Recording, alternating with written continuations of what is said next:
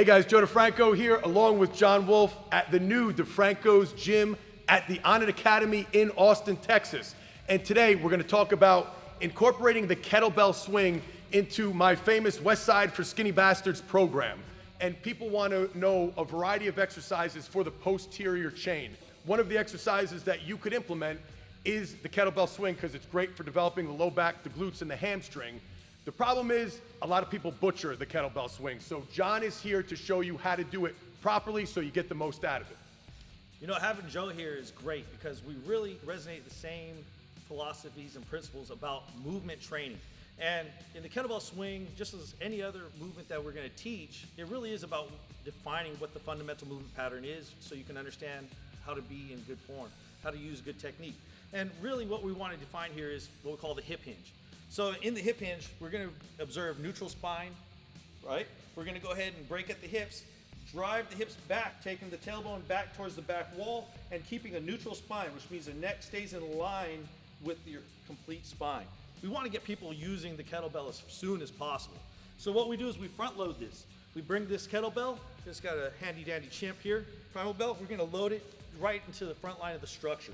So into the upper part of the abdomen or even right in the sternum.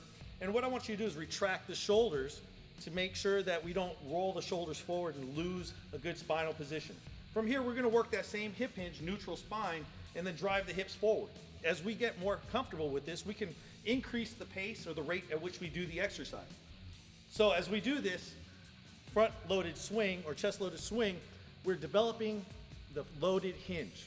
Now, as we go into the kettlebell swing, another fast way to get somebody swinging the kettlebell well fast is defined that the kettlebell should stay above the knees as it passes through into the backswing. Joe had a great tip for how to do that. This werewolf isn't here just for show. This is actually a tool that we use to teach the technique that John's referring to. You'll notice if he's straddling that kettlebell, if he comes down and hits the kettlebell with the kettlebell in his hands, we know that we're getting a little bit too much knee flexion. So go ahead, put a kettlebell underneath in between your feet, and that gives you some good feedback on how low you should be going.